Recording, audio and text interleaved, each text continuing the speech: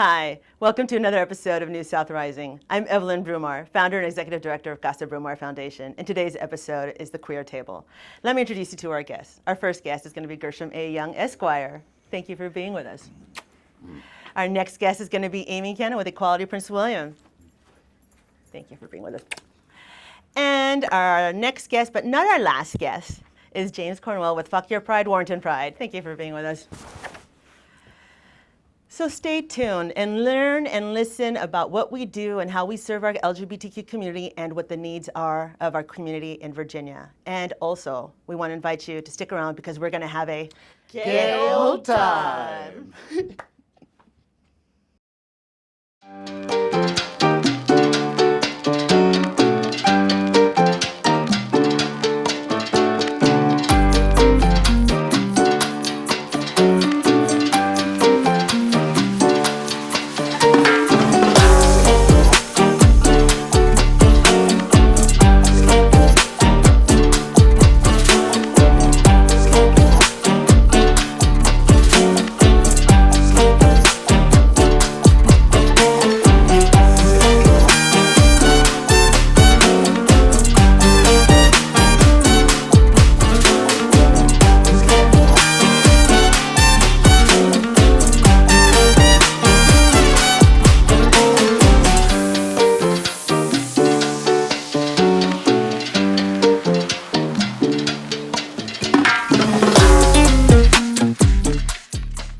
Hi, y'all. Welcome to Queer Table. I want to introduce you again to our panelists, and so that way they can talk a little bit about who they are and what they do. We're going to start off on my left with James. Hi, James. Hey, how are you? Thanks for being here. Thank you very much. Introduce yourself to the public and the rest of us here at the table. Hello, everybody. I'm James Cornwell. I'm the founder of Fuck Your Pride, and we also have a sister group, Warrenton Pride. Fuck Your Pride is a 501c3, and Warrenton Pride is a group that supports it and allows us go a little more political in the group versus doing that with the nonprofit. And we service the LGBTQIA plus in the Warrenton area, but also a little bit of a broader reach. Thank you. Absolutely. Thank you. And sitting to my right, direct right, is it Mr. Dr. Esquire? All the time. Right? So, inside joke, but I just wanted to introduce him that way because he told me not to. Gershom, will you introduce yourself and what you do? Sure. Hi, everyone. My name is Gershom A. Young, Esquire. I am a lawyer. I am a Northern Virginia native, actually. I grew up in Reston, and I'm still bouncing around in Fairfax County. I'm practicing mostly in Fairfax City now, and working with a lot of different queer organizations, amongst them FCPS Pride, which represents the LGBTQIA population amongst the staff, employees, and students in Fairfax County, which is the largest jurisdiction in the state, as well as other groups.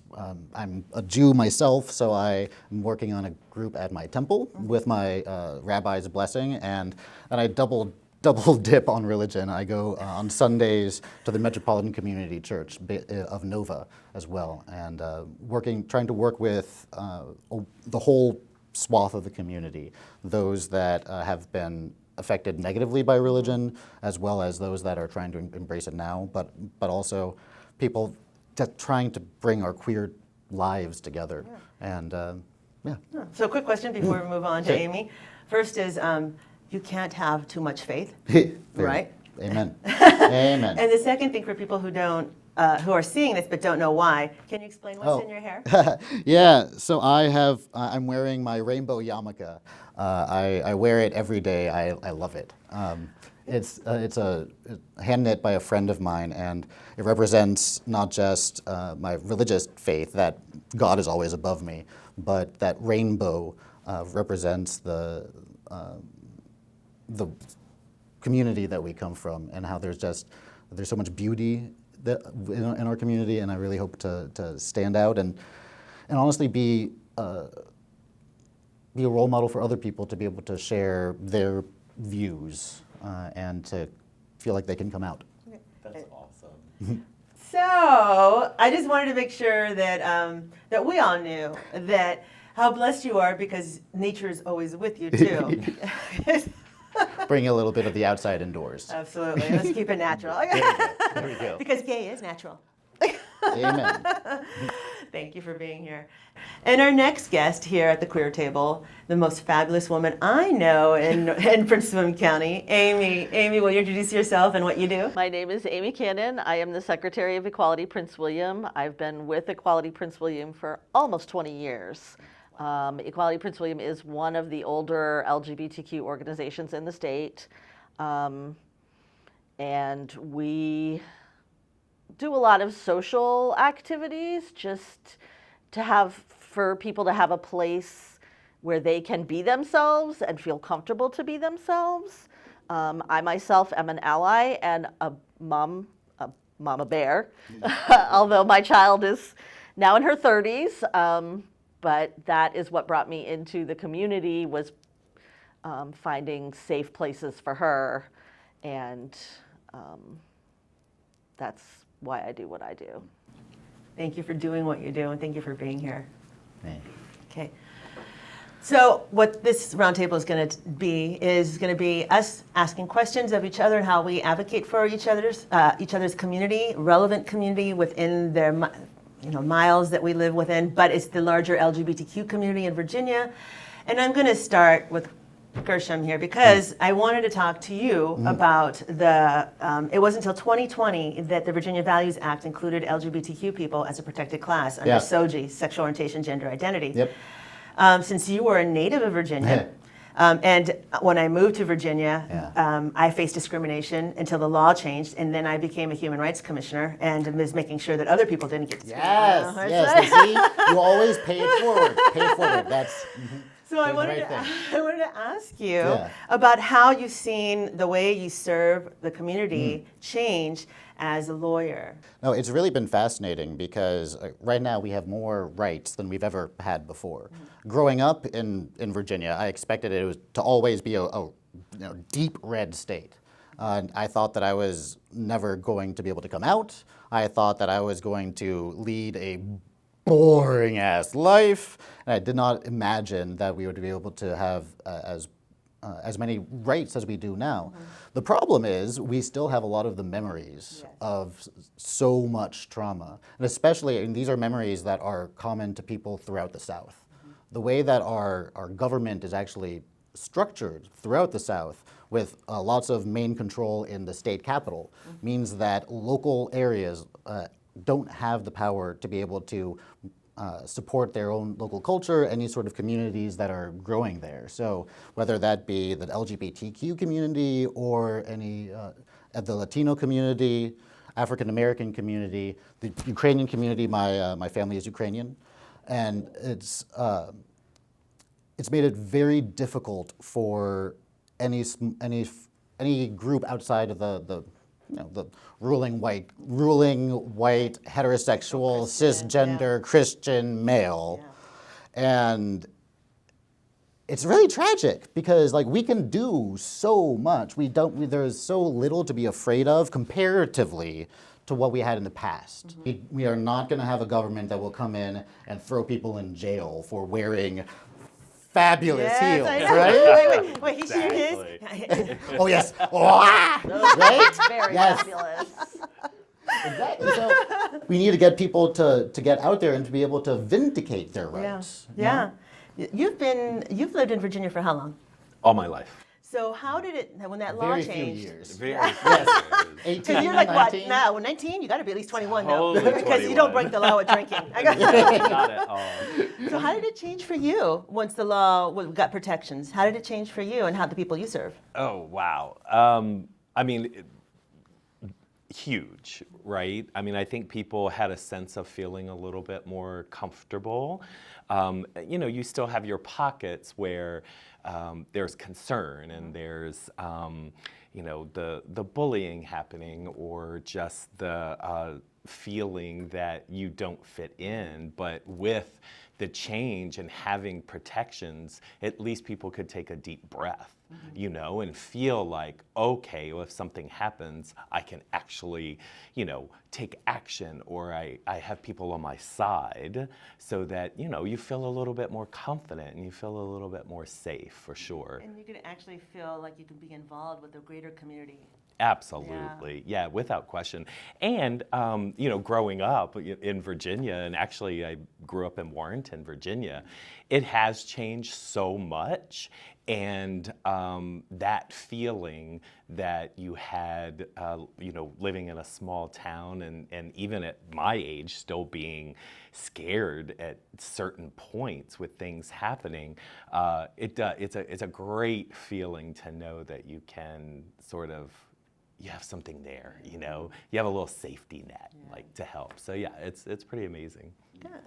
Amy, as the mama bear, and you said your child is now 30, right? She's actually 35. 35.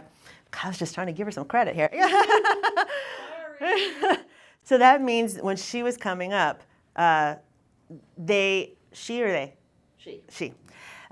she was experiencing some discrimination in school, in the public school system, or didn't have full protections rights until the law changed. So how was that for you as being mom? Well, she actually did not come out to us until she was in college. So even though she had very supportive parents, you know, we have been proud allies of the community since she was born. I mean, even much before we knew that she was part of the queer community. I grew up, and I'm obviously the oldest person on this panel. I went to school in Fairfax County in the 80s, and at that time, you didn't talk about it. You didn't, you know, that it was still very much a slur, a bad thing. None of my friends were out, or would ever have even thought about being out. And so when she was coming up in Prince William County schools, it was still very quiet. There were a few kids who were out, and they did have a GSA, but there was still a lot of fear. And one of the things that Equality Prince William did recently, well, sort of recently, was to help petition the school board to pass policy 060 and get sexual orientation and gender identity added to the non-discrimination policy in the Prince William County schools. And she was already out of school by then, by the time we did that. So it's definitely come a long way. And one of the reasons that I have been involved since even before we knew about her was because one of my best friends in high school was gay, and I didn't know. And I thought that the best thing I could do for him was to deny to everyone who bullied him or teased him and say, oh no, he's not gay. He's my best friend. There's no way. I would know. Yeah. You're wrong. He would never be a bad person like that. Yeah. I mean, that's really what it was. Mm-hmm. And when I found out that he died of AIDS in the 90s, it broke my heart. And I was determined to be an actually supportive friend to my friends and never let that happen again. Thank you. Yeah. It's amazing. Yeah. I'll tell you, when I was in high school, junior high, let's start in junior high first. My first boyfriend, without knowing it and without him knowing it, was gay, and I was dealing with it, but I knew I was different. But for whatever the reason, we felt safe with each other, and we just decided to be each other's beard. So terminology, beard is just something to cover up the true self, so that way you can walk through the world a little more feeling safer. You got a little coverage. So the only thing we ever did, and I'm just going to do a shout out, his name is Romeo Camacho. Ooh, and in junior high, he looked like Prince. So, you know, and he moved like him too. And you didn't know he was gay. I know, right? But the thing is, I felt safe. Because and all we ever did, and and it was no even pressure. It was just the pecks on the cheek and holding hands between classes, and we went to the dances together, and that gave us coverage, and that protected us. Yeah. And until we went into high school, we went to two different high schools, and then it was, do I come out to my new friends or not? Do I say anything? Because you're starting to realize that you are a little different. And there was no protections back when I was coming up. And you can get kicked out of school for being gay. And it wasn't until I was in junior high that I was telling a couple friends that, because I couldn't come out and say like I'm a lesbian, I just said, I think I'm bisexual. You know, you come on stages, right? We Buy allow now, that. pay later. Yeah, andale, right? Buy now. So, Not true. It's Bisexual Awareness Month, that's by the right. way. Yeah. But for a lot of us, especially when it was so traumatic to come out, especially when you thought you were going to be disowned, if you were going to be killed, if you were going to be arrested, you didn't fully come out because you wanted to test the waters to make sure you were safe. So I was coming out to a few of my friends as bi, and another friend was coming out as gay, and a teacher overheard us talking, and my teacher called my parents and told my parents that I was a lesbian. I'm so sorry. I'll tell you what, I lied to my parents. Like you said, the best thing to do was to lie. That was the best thing to do because I knew that I would be disowned. And I couldn't be living out on the streets without at least a high school education or a driver's license. And so when I turned 18, after my senior year and I turned 18, I did come out to my parents. And exactly what happened, what I thought was going to happen, happened. And I lived on the streets for about 5 years. Wow. And my only saving grace that the reason why I was able to come out was because I had an education and I had transportation so I can get a job and go somewhere safe at night instead of actually being on the streets. And there's been a couple times I've actually slept on the streets because I ran out of gas and I didn't want to be an easy target just being in the car. So it's, that kind of living.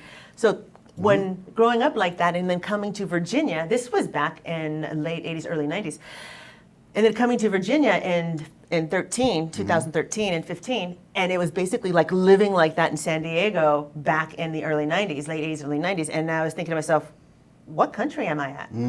Why hasn't the protections come all the way out here? And we're such a suburb of DC. So I wanted to talk to you about the young people that come to the Pride events.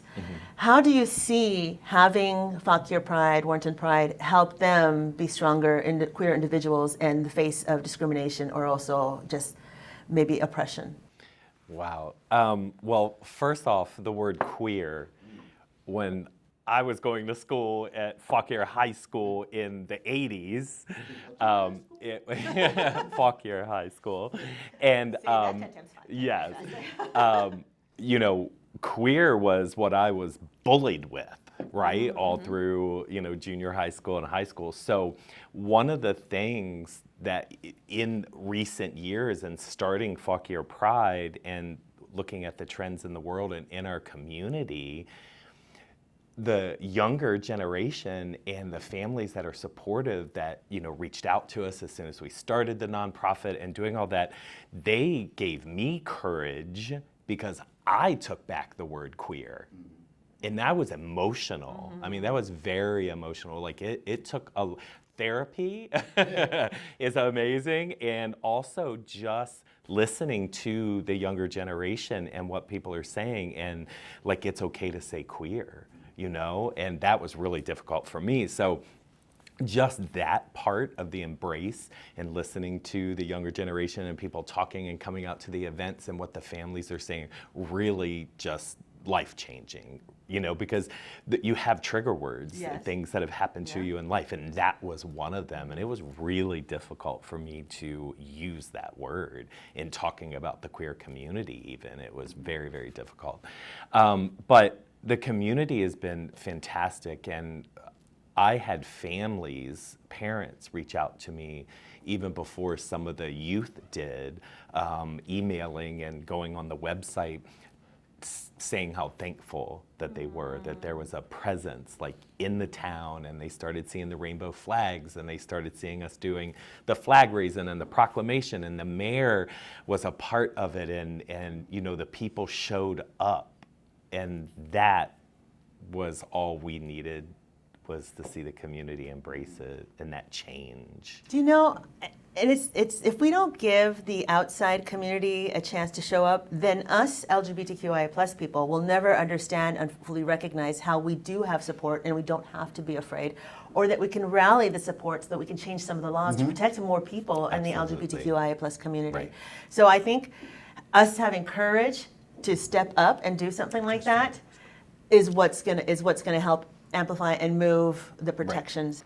Well, and lead, when we started this, and one of my missions and how I said it to the mayor and people that I met, the town council, saying, this is what I'm doing, and I didn't want to just go be in people's faces. I wanted to lead with kindness, I want to lead with love, and I want to educate and just, do grassroots and slow roll, which it didn't go like that. Like we hit the ground running, and I was like, oh my gosh, this is amazing. But to lead with love and kindness, truly, because we're still pretty rural there in Warrenton, Virginia, and in many areas. And so the team that got behind me with this, and people that are part of the board, and the volunteers, and everybody who came on board, I always talk in our meetings about leading with kindness. We do things with nice words. We don't fight back too hard unless we have to.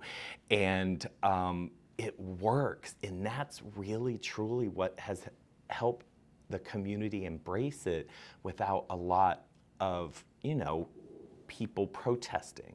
And we did, at our very first flag raising, we did have protesters, and I had angry. What date was that? When was that, your very first flag So raising? that was 2 years ago, June 1st, yes. We did the official flag raising and proclamation reading with the mayor. It's the first time ever happening in Fauquier County in Warrenton, Virginia.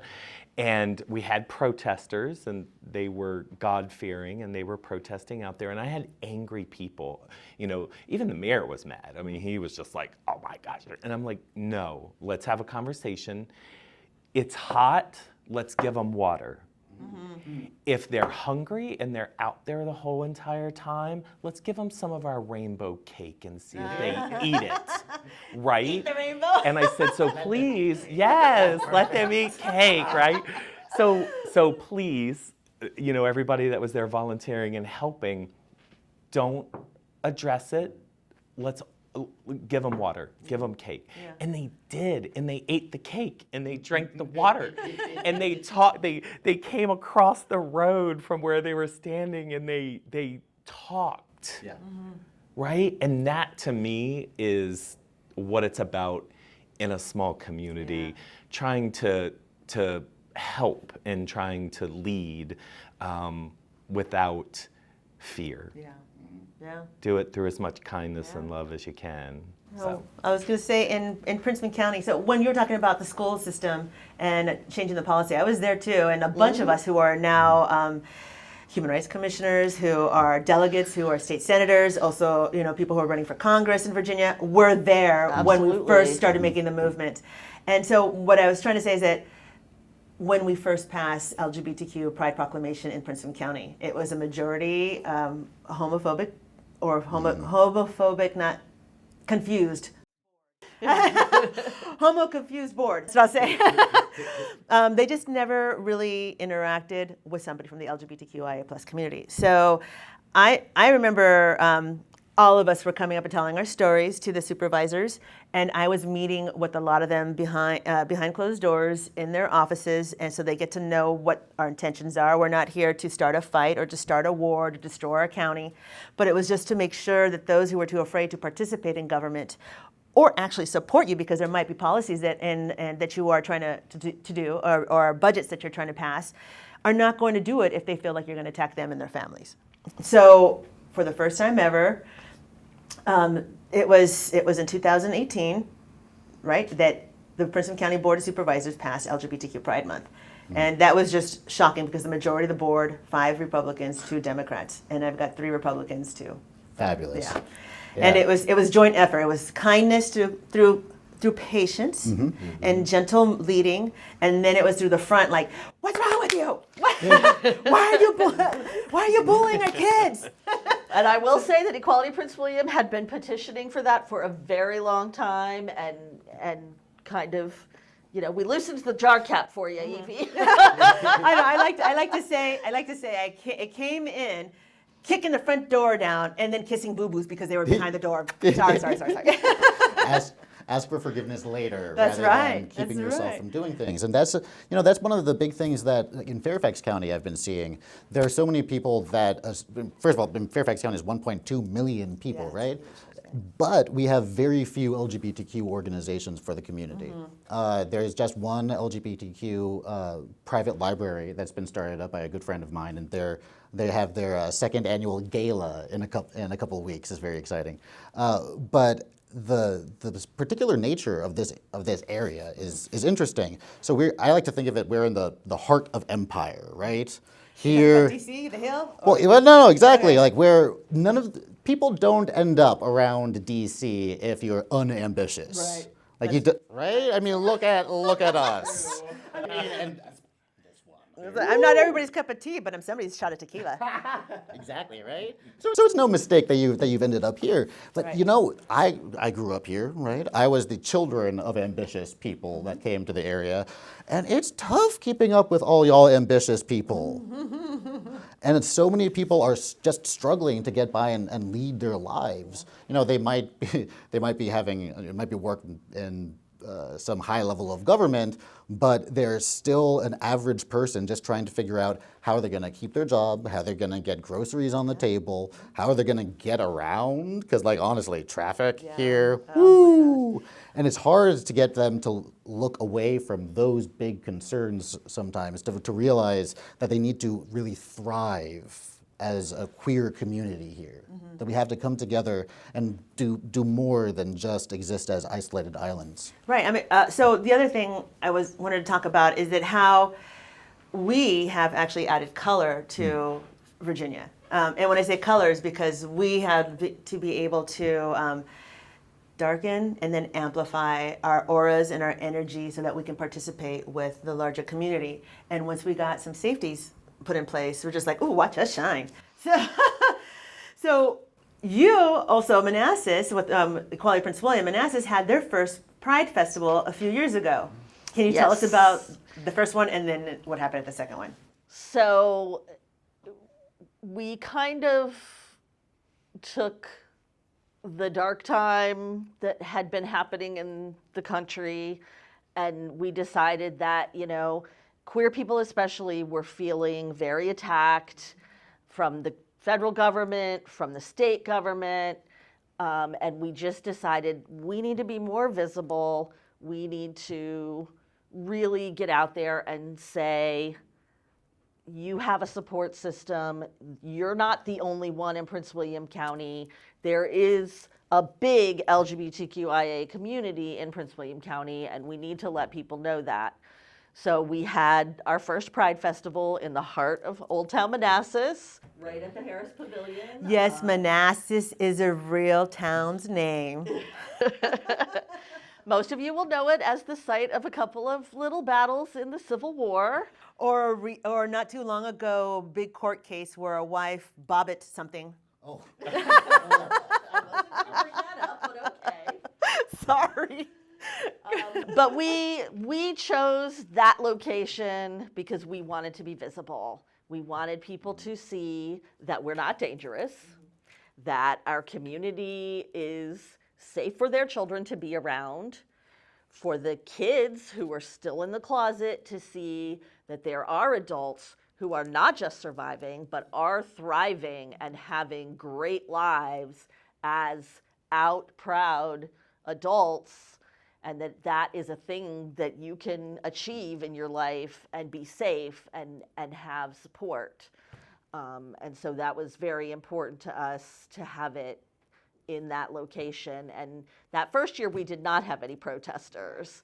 And then the second year, we actually had to cancel because of a weather issue. So the first year was October. The second year, October was canceled, and we had to postpone all the way until the following May. And then we've stuck with the May date because May is a little bit better weather than October. October can be beautiful, but it can also be kind of heinous. So we're sticking with May. And we already have a date for next year, but I'm not exactly sure what it is. It's around May 18th, which is when it was this year. And we're looking at a couple of different locations because the pavilion may be under construction at that time. So we may do the museum lawn. We may do actually the McCourt courtyard. Oh, yeah. But it's very important to us, even with the protesters, to be very visible and let people know that we're here and we're not going anywhere. So the McCourt Courtyard is actually a county complex where local government meets. And just a little bit, right? We're talking about right there, complex. And during that pandemic, the first LGBTQ event held at county complex at the McCourt we're talking about was a basically run up the yard, just set up some flags and get people on the microphone. And it was Casa BruMar Foundation, it was Equality of Prince William, and it was PFLAG. And it was during the pandemic. And we wanted to make sure that we weren't excluded from the services that they were doing to help the community that was in need. It was it the year? It was the year, just the same year that the LGBTQ protections passed. And so not everybody knew that not serving the LGBTQ community is now illegal. It was legal discrimination in Virginia. So we wanted to make sure we amplified that, don't forget us. We're going to be here. We want you to pass the resolution. We want you to, when the budget's passed, remember our needs too. And we just crashed and brought a drag queen. Coco was there, dancing. Yeah, and then we have some pop-up tents. And so that's the aggressive side of me. Like I kick down the front door. I'm like, I'll ask for forgiveness later. I'll just show up and we're just going to have a pride party. Thank you for doing that. Honestly, because so I, being gay, Gershom Alexander Young, Gay. Yeah. It took me a while to get that. Right. So I changed my I adopted my Hebrew name as my first name, and I wanted to make sure that when I changed my name, that I was being entirely myself. So it's now a matter of public record that I'm a queer Jew. Yeah. But anyhow, sorry. But so it's good. Yeah. Where was it going I was like, I'm going somewhere I was going different. someplace. And I was like, I don't want to derail you. And when you said queer Jew, I was like, I got some jokes. But anyways, No. Sorry. I'm so sorry. No, we were talking about just sometimes being gentle and nice and then there's something like I did, like kick the front door and like, I'm here. Stuff. And so the gay rights movement, like I look at HRC and a lot of other organizations that were the forefront for a long time in a lot of people's rights, but then for strategic reasons, they focused so intently on the notion of same-sex marriage that once we have to have same-sex marriage, then we're done. Yeah. And specifically in the gay male community, I've discovered that it's more often. It's disturbingly often that I run into people that say, it doesn't even matter anymore. Does it matter? I think it's an individual taste. I'll tell you, we all need to be as miserable as the rest of us. Because listen, yes, I do think it matters. I think it's important that all people can get married if they want to get married, right? But I think it does come down to individual because my partner John, and he's incredible, and we talk about it all the time, and we're both just kind of like, he's got his, I've got mine. We don't need each other for anything, and if we decide we want to get married, great. But I don't need it to know who you love, right? That he's right. Who I want to be with, right? But it does matter. Yeah. Like I think as a broad statement, it absolutely matters because it's a right. And part of the reason that it was such a big deal with HRC and some of those older groups is because you could literally be kept out of his hospital room. Exactly. You could be, yes. You could be traveling somewhere Yep. and something could happen and you would be completely shut out. And so it was important to focus on that, I think, at that time, because there were so many states that did not have any protections. Absolutely. And it was so piecemeal that in order to feel safe leaving your own state where maybe you had whatever passed for gay marriage back then. A business license. That's what I had. I had a I was business gonna license say, with my wife. you know, Oh, that's fabulous. I know people who went to other states and got married, who went into DC and got married, you know, who had what did they call those things? Civil unions. The civil unions, thank you, that's what I was thinking. Domestic partnerships. and- I was a registered business so that I can have some rights with my wife. You're still partners. It makes That's right. sense. We're partners, and our assets were shared, and they were protected with each other. So we registered as a business. Yeah. Well, and it's horrifying that actually here in Virginia, it's in the Virginia Constitution, in our Bill of Rights back in 2006. They enshrined it. Guess who? Yeah. Them, not them. Them. Marshall Newman. There you go. Right? They means all of us. Them Yes. means the bad people. No, just like Well, they're and not so bad. They're it's not bad. interesting. They're just homo confused. They are. Yeah. They are. They're scared. Yeah. They're very scared. They're scared of things that they don't understand. Right. And then there are those that want power and use the fear of other people Right. in order to get what they want. I will also share during that time when I was with my wife, when we were first together, don't ask, don't tell was a policy. Mm-hmm. And she was constantly being deployed, and this is during Iraqi freedom. And I had to leave my corporate career in San Diego to take a chance in love to be stationed with her by myself off base because we weren't a couple, so we didn't qualify for base housing, out in the city. With nothing that I had built, with no insurance, no retirement. I left my family, my community behind to be put back in the closet because of don't ask, don't tell, because I didn't want to ruin her career. Mm-hmm. And every time she was deployed, my fear was, what if she died overseas? And then if she died, I'd have no rights to her body. I wouldn't be able to come get her body when she came back to the base. Yeah. We'd lose the house we purchased together. It would go to her mother. I had no rights. And then I had no way to close the accounts and keep the money so that I can live. It would go to her mother or go to her father, and because she's now dead. Yeah, and technically, Funeral poverty is real. it's so real. It was so yeah, Mm-hmm. yeah. And the other thing I wanted to talk about was then how do I, besides the financial burden of not being married, then there was the burden of not having closure, of being able to put my wife at rest. Yeah. Yeah. After she served our country, and our country's denying us our recognition. That was so traumatizing that even now, almost 20 years later, it brings me to tears because that woman that left everything to be with the love of her life not only risked losing what she had, but risked losing her future that she was building with the person she loved. So, yeah, I get that. But now if I was to meet her now, I'd be like, hey, let's just hook up every once in a while. Do you want to help me run a nonprofit? Because that would be cool. Well, and I think we can all have a moment and look at truly what it was like before that passed. You know, you brought up the HRC and the fight for that, and just looking at what it was like before that passed, and what you were saying, people going to other cities and places to be able to get married, and I mean, that was just epic. I mean, it felt like, oh my God, we've made it. Yes. Right? Yes. I mean, that's how I felt. Yeah. Like, and I wasn't even I think I had 7 relationships at that time. So I wasn't anywhere close to getting married. Really having a gay old time. I sure was. Still am.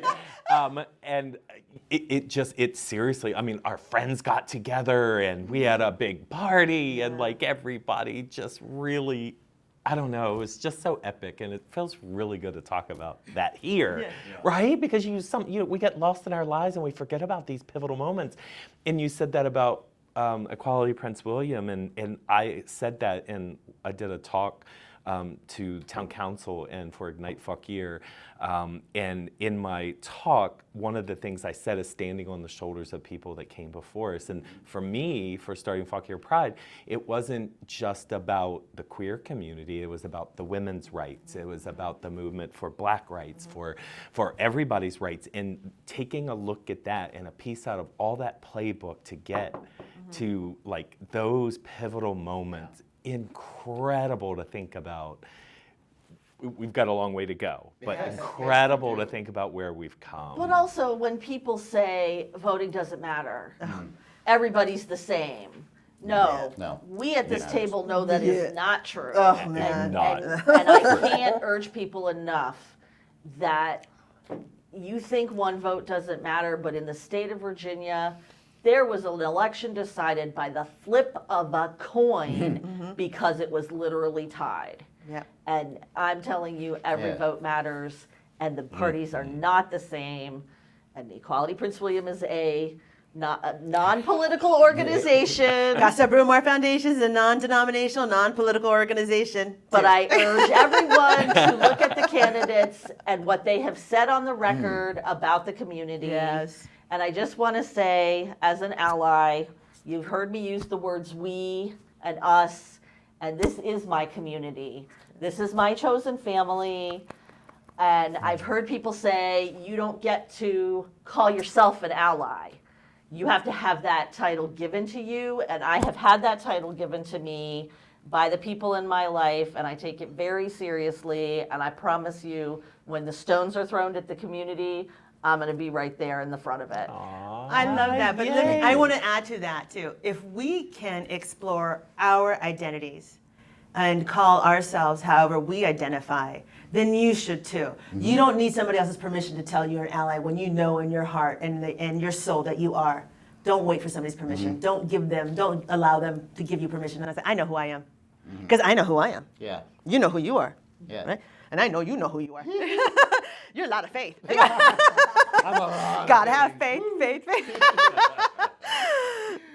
So as an ally, and I think you are my ally. You are my sister in justice, and you also a mama bear, not just for your daughter, but for so many other people who are missing their mothers. Like I said, I was disowned by my family, and I lived on the streets. I practiced survival behavior, and it was only through the grace of the universe and the higher powers to be that I'm not dead or in prison. And so I'm paying it forward. As a queer elder to our youth, you being a mama bear, you can help our queer youth not have to go down that path, because that's still happening here in Virginia. Yep. Kids are being disowned and kicked out. Our organization gets constantly contacted by young people. We serve 18 and older, because if they're under 18, you can get charged with kidnapping by the parents if they really want to be gross, or the government will want you to actually call the foster care system or the local county, so that way there's other services that can come in. So we work directly with 18 plus, and their stories are all the same. They finally admitted that they are queer, or that they are part of the LGBTQIA plus community. Their parents want to change them, and they do not. They are very confident in themselves, and then well, then get out. You're 18, get out. They don't have housing. They didn't finish their education. They don't have a driver's license, which I knew was really important back in '90, and because I knew I wouldn't be able to make it. And even then, I was still practicing survival behavior, And so I'm trying to help them stay in school, help them get a new job, a better one. And then housing is the most ridiculous thing to come across and to find for those who really need it in Virginia and everywhere. And I think that when we look out for the least among us, we end up protecting and supporting all of us. And I think if we can just figure out housing for those who can have a chance to be successful queer adults and contribute, then we can do that for every demographic that needs housing. How's that working out in your areas? It is rough. Housing is the biggest expense by far in a lot for pretty much everyone right now, and it's expensive worldwide. I'm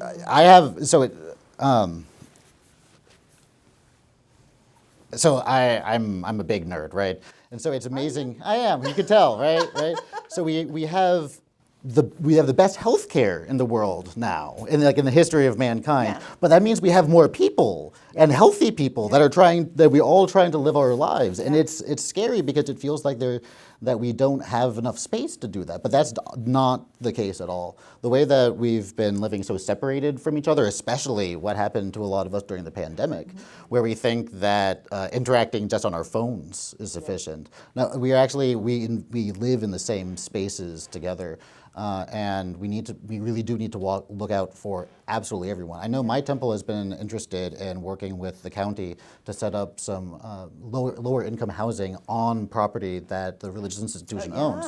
And there are some other institutions that are trying to do something similar. Now then, the question, I know my Jewish my community is Reformed Jewish and does not discriminate based on any of these categories. We need to make sure that that's true for everyone, because discrimination ends up being so much more invidious.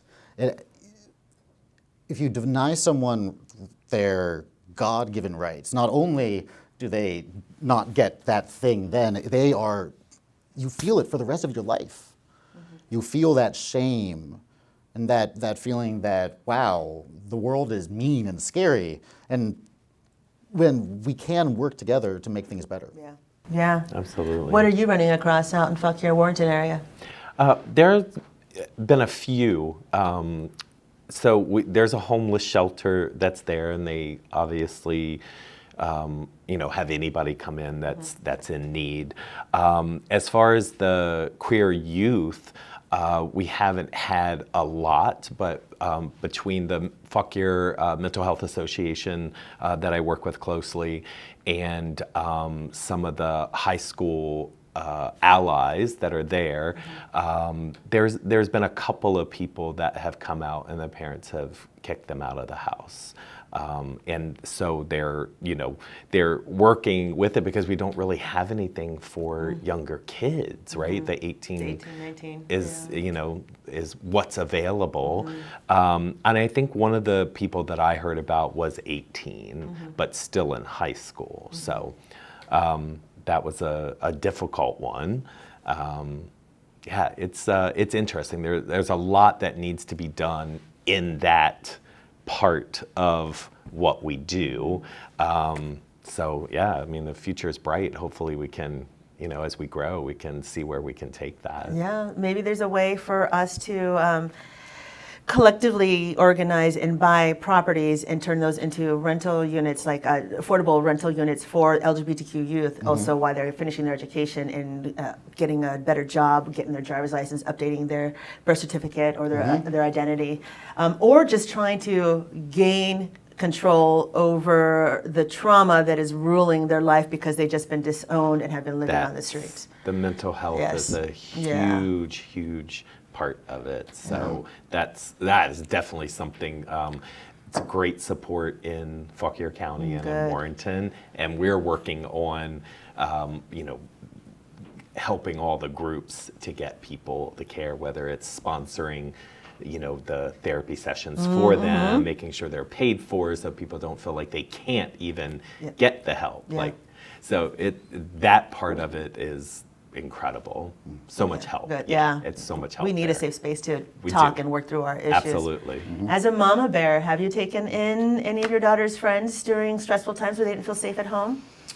A couple of her friends in high school spent a few nights at our house. We mostly did not do that, just for the reasons that you said, that you got to be really careful with kids who are under 18, and the ones who did, their parents knew where they were, but they just needed to have a break and be in a place where they felt like they could 100% be themselves. And I mean, we're still friends now. These kids aren't kids anymore. But yeah, they're still part of my life and her life, and it's hard seeing the kids. I mean, on the one hand, you look at the kids today and you're like, the kids are going to be all right. Yeah. These kids are so much more confident in themselves and who they are, and even just in the exploration of who they are. But also, you get the ones who are just from those families that shut them down, that send them away, and it just breaks your heart. It's because they took back queer. Yeah. We took back queer. So much so that now you're okay using it. So good. You have no idea. It was like cried. It was like incredible. No, it was really, really, really good. I had a hard time just present. So when I do a lot of the public speaking and organizing, I present pretty femme. Yeah. But the way my mannerisms are there is pretty aggressive, dominant, masculine words. I like it. So, but the thing is, when I'm not doing that, I come across pretty butch, and I've taken the word dyke back. And so there's a lot of people who found that word offensive, especially my cisgender friends, and they said, "Oh yeah, once I get my truck, I'll be dyke enough to be able to go out in public without my eyebrows on." No, that's never going to happen. These eyebrows are always going to be on because I don't go out in public without them. We but won't anyways, recognize you won't. I would no. I would be Whoopi. I got a very light-skinned Whoopi. No, but for reals, I do take back that word, and I don't have to present masculine all the time to actually own that word, dyke, because I present it with my personality. I present it with the way I walk in the world. My mannerisms, the way I stand, the way I speak. It's just who I am. Just this shell here is just so that I can safely walk through the world, because of the advocacy I do and being able to sit at tables that normally wouldn't be a seat available for me if I presented more masculine. But being called dyke for the first time by somebody who wasn't part of the LGBTQ community, that made it a word that I didn't want to hear. I didn't want to be identified with, because that also led to my family disowning me. That also led to law enforcement harassing me. And that also led to me not being able to find shelter in a motel or a hotel because the keeper or the person who was working at the front desk didn't like the way I looked. And they knew I was part of the community. Yeah. And they just thought I was going to trash the place or do drugs or whatever, those gay people do. So, and moving here to Virginia in 2013, I was running into that too, because it was still legal to discriminate. Yeah. We were trying to adopt our foster child from Washington State, and Virginia would not allow us to adopt her. There are so many of those discriminatory laws and ways that people were actively kept from leading the lives that they should be able to lead. And then, honestly, we were afraid of a lot of people that could have gone and lived their lives were afraid to even try. And it breaks my heart that it's still happening. It is still happening, and there is provisions in the law to allow certain agencies to not allow same-sex couples to adopt today. And it's through faith. So it brings me to the last question of our roundtable, which is, how does faith play a role in your life and also with the people you serve? Let's start with you, Jane. Oh, yeah. So I always like to say that I've always been very spiritual. I believe in a higher power. I believe in the power of the earth beneath me. I believe in the power of water. I believe in the power of wind. I'm a witch. Good one. I love them all. Excuse me. As long as you don't piss her off. My mother specifically allowed us to grow up and decide if we wanted to pursue religion or anything like that. And I was baptized Methodist, and through the years read and listened and learned, and I truly do believe there is a higher power. There's something there that protects you at times. And what I have found with Fuck Your Pride, starting that, one of the things that I never thought would happen so quickly is the support of the churches out in such a small town in such a southern area. Yeah. But the church, two churches, but the main one, Grace Episcopal Church in the Plains, and their rector at the time, Weston Matthews, were the first group of people to reach out. And they said, we cannot believe you're doing this. This is incredible. We want to help. We want to be a part. And when they invited me to go sit at church, I had one of those Charmed moments, you know, like the Piper episode. I don't know if you guys are Charmed fans, but the Piper episode where she's like, oh my God, I'm a witch. I'm going to burn when I walk into the church. I felt like that. I'm like, oh my God, am I going to walk up there and like my fingers are going to singe when I push the door, you know? Yeah, and she like steps into the church and it's like, yay, God doesn't hate me. And so I went and I sat down with them, and it was about an hour meeting. And I told them all of this, and there were tears, and there were, you know, I looked at Weston and I said, you know, I've never felt so comfortable sitting down talking about religion and my faith before we get into how you want to support a queer nonprofit. And something changed. I didn't run out and go right to church service the next Sunday, but it made me have faith, and not just faith in God or whatever God you believe in, but it made me have faith in humanity. It made me have faith. I mean, something really did change. Like, I look at the prospect of the embrace of churches across the country and the world, and what they truly could mean to not just the queer community, but to anybody who's struggling or needs something to help lift them up. So yeah, I've had a huge journey in that, and Fuck Your Pride, with how the community, the church community embraced us, really in the last couple of years had a huge impact on my mind opening up and my vision. Of faith, yeah. I will share that when I came out, I was excommunicated, and to be honest, I was part of a culty religion, and I'm not going to disclose the religion, but I will say that because I was female, I wasn't going to go to heaven, and my whole job was to marry and procreate. But that was the only place I felt that I can be appreciated, because I wasn't being appreciated for being LGBTQ, even though I was in the closet. But I came out, and I thought, well, they appreciate me, and you know, maybe I can come out. And no, that was it. So I lost my religion, but I didn't lose my faith.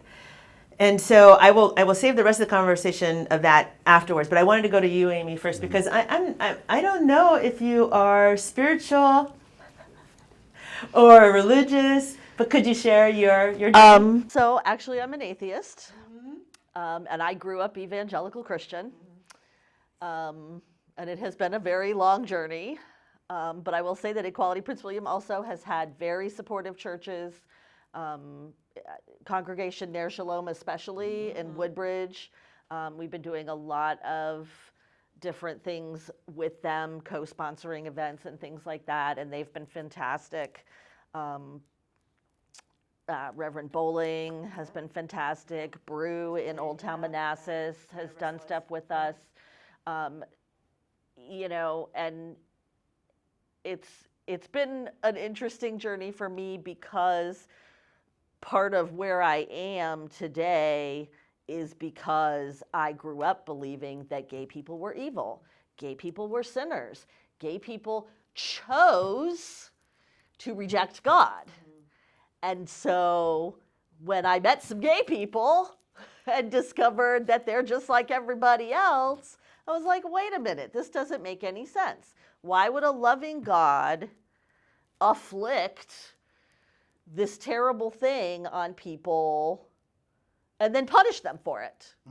Yeah. And so that made no sense to me. And that really was kind of the beginning of my journey away from the church. And I have a lot of respect for the Christians who walk the walk, and speak with love and lead with love and kindness, like you guys have been talking about tonight. And I have a lot of disdain for people who use the Bible as a baseball bat.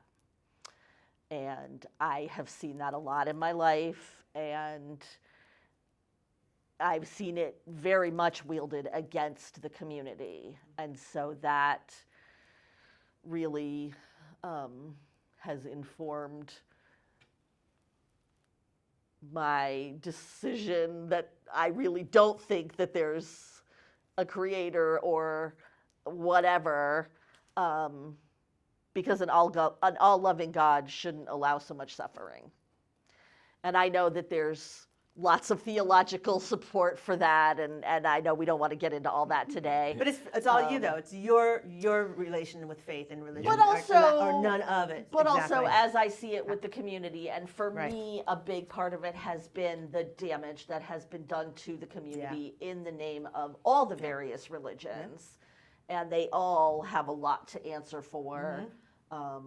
And some of the churches are doing the work and answering those, Yes. you know, They are. and being there for the community. And some of the churches are doubling down. Yes, they are. And, you know, that's where all of our protesters came from that we had at our Pride events. They were all from churches. We were supposed to have a couple of political groups, and those groups didn't show up. But the churches, they're the ones who showed up. Yeah. And, you know, as I said to someone that I was having a Facebook conversation with just the other day, Jesus said, the greatest commandment is to love God, and the second greatest commandment is to love your neighbor. And he did not put any qualifiers on that. Right. You're supposed to love everybody else as much as you love yourself. And that doesn't matter if they're gay, if they're trans, if they're black, if they're white, if they're, you know, Ukrainian, if they're Latina. None of that should matter. So if that matters to you, you need to answer for yourself. Why does that matter to you? Where in the Bible did you read that? Because it's not really in there. Right. It's an interpretation. Yeah. And That they're reading in translation right. too. Right. Yeah. Right. That's been, Translation and translation In and translation and translation. translation. That was actually dictated 1,000 years after it was said, right? Right.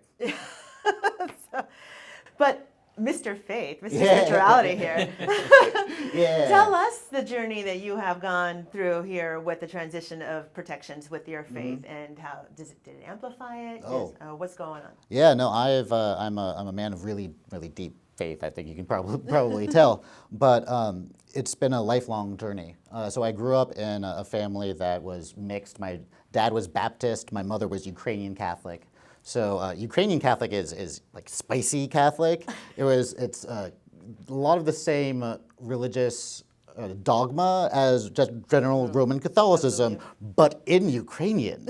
So I actually didn't understand most of the really bad parts, but like I like the fact that they say that, you know, God is Człowiek lubiec. He's a lover of man. I'm like, so am I.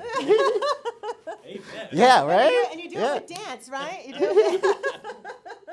But it was interesting growing up in this faith that I also didn't actually have a community with, though. So we just had Saturdays that we had to go all the way to Northeast DC, cross state lines for religion. I didn't have a community that I was finding one with, and it's actually it's a common experience for a lot of people in Northern Virginia who are very isolated from communities, as we're just sort of living in the suburbs in our own little boxes, right? So I was a huge nerd. I read about Buddhism in 5th grade. I was a Taoist in 6th grade. Hinduism for a very short period of time. Tried lots of different things and was trying to see. I actually, for a while, I looked at Mormonism. Did you look at it enough to get your own planet? No, I did not. I did attend a gay Mormon support group to go and talk with people that are so committed to what they believe in the church, but trying to find out if they can reconcile who they are with what people would say about them. And it's a terrible thing. Yeah. And I've seen more and more that religion is, honestly, at the end of the day, the community that you stay with is what is important. And religion is an incredibly powerful force. And religion has been used as a powerful force to get communities to do bad things. Yeah. And it's a shame. And so working with communities now that have recognized where they went wrong, how they can support other communities, has been really wonderful. And I see a lot of support in Fairfax County that I think we have, it augurs well for what we're going to be seeing in the coming years. Yeah. I will say that when I was excommunicated and I dedicated 10 years to this religion, that love, all the tenets that you're supposed to have in your faith, love thy neighbor, service of others, obedience, that all those that I had was disqualifiers just because of who and how I identified. And so I dabbled in a lot of faiths too. Taoism, Buddhism. I also went super Catholic for a while because I was thinking like, well, maybe this tradition stuff because I am Latina, you know what I mean? So let me just practice this tradition stuff. And Santa Maria, it's a little bit of witchcraft, and that was fun. And then, Come on over. okay. Are we going to be naked running around trees? Always. Okay. Come to the dark side. We have coffee. Yeah.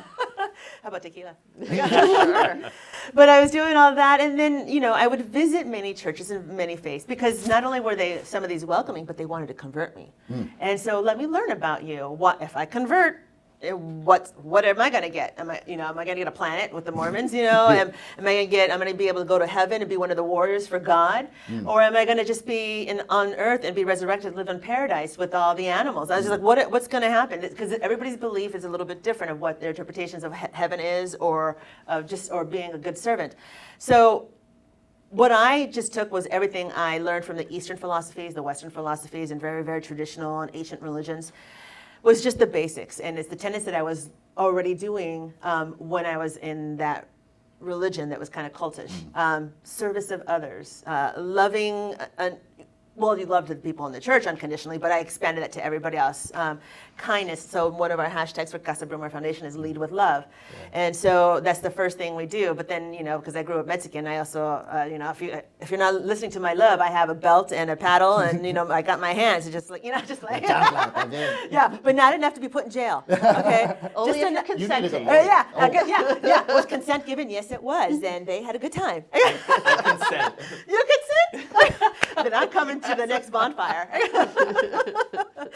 But just if you amplify it and you just push it out, no matter what the faith is, or not even faith, but just a humanity connection, you are going to always do good. You're always going to do right, and you're always going to protect those who are suffering. Just the things that traditionally religion was built to do, was to give people community, to give people resources, to give people something greater to believe in, so they don't just sink into themselves and feel like demoralized. You can do that without religion, but you can certainly do it with faith, because sometimes you have to take that leap of faith in others. I don't know you, you're a stranger, but I'm going to lead with love and interact with you with love. That's faith. And then spirituality. So I tell people that I'm just spiritual, and the reason why is because I do believe there's a greater power than me. It's gravity, it's Mother Nature, it's the universe, it's the stars, it's the cosmos, and even the cosmos and the stars, what makes them, those atoms are found in me, and they're found in every person. So I am connected to something greater than myself. And if the sun and the moon can pull the waters and move the earth around, then I can do that too, because I possess the same powers that they have here. And so my energy works with other energies. So I believe in a greater power, and I tap into that. So I don't have faith or religion per se, but I am connected to something greater than I, and that helps me lead and do the work. And that's just me personally. Yeah. And thank you for having that strength and that faith in order to lead and do this work. Well, I don't feel bad punching somebody in the face. They deserved it. They had it coming. The universe told them. Sorry. Well, I do want to say just real quick on the subject, because I'd love to talk about religion, which in the past I've never liked it. And so my journey, and especially the last couple of years, have been incredible. Talking with the churches and pastors and rectors, and I'm not afraid to ask them questions, and I used to be really afraid just to ask questions, and I gave them some scenarios of things that I've been approached with, or what people have said to me in my hometown, seriously, at a public event, somebody brought up what we were doing, and they were like, well, you're still gonna burn in hell, right?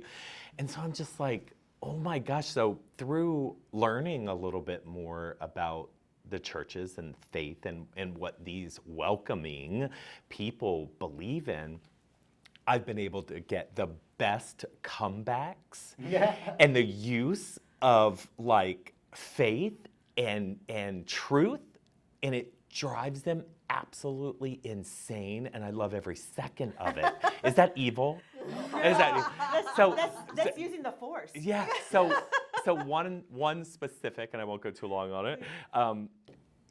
The whole burning in hell and like your sin. Somebody was preaching sin to me, and I'm just looking at them, and I know what they've been doing, so we didn't bring that up.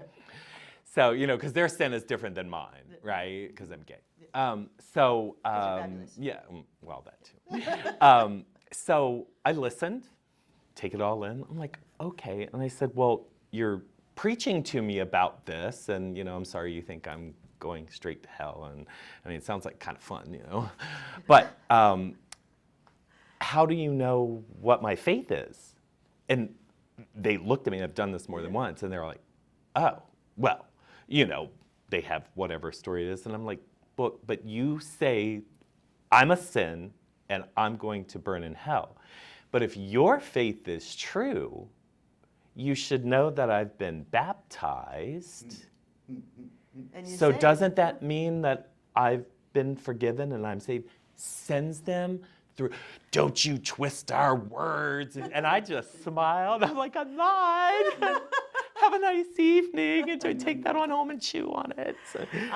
Right? Like just these little pieces. And not that I didn't know that, but learning more and talking to people and having the support of the churches have made me more confident to have these gentle, a little passive-aggressive conversations where I'm like, okay, I got you. Oh, how about this? Because if you truly believe in your faith so strongly, then you should be able to have this conversation. And a lot of them that are that heavy into it and hidden behind, busting you in the head with the book, can't handle it. I like to tell people that, especially those who are yelling about Jesus, I said, he died for me too. Mm-hmm. He died for me too. And not just died, he died with open arms. So that means I am welcome in his kingdom. And I said, but I don't have religious, I'm not religious. So I'll see you in hell. Hold the door for you. Yeah, Katie. that's right. All And us cool kids are going to be there. Yeah, we're all going to be Hold there, the right? door for Right. you. What was it saying? Everybody in hell wants a Slurpee, but I see you drinking it, so I guess you can't wait for. I guess you're already burning in hell, right? That's during the summer when they're protesting. They're all having their water and their coffee lattes or whatever, something like that. So that's something I've heard somebody say, like, oh, everybody in hell wants a Slurpee. So, well, I guess you're already in there, So explaining their hate. Sorry, like I said, it's the aggressive side of me that comes out. Go for it. Just like, Yeah. I was like, I may not be your father, but I'm definitely somebody's evil mother. So I'm gonna hold this because we're gonna end the episode, and I want to make sure we're still talking. But thank you so much, James, for being here, Gershom and Amy. This was a very lively conversation. We got to speak our truths, also speak about what we're witnessing, and also speak about the history of the communities that we live in, and also what is happening to Virginia. And the next time this conversation happens, maybe it'll be a little less hate about what we were experiencing and more of the fabulousness because we're still having a gay old time. Thanks for being with us.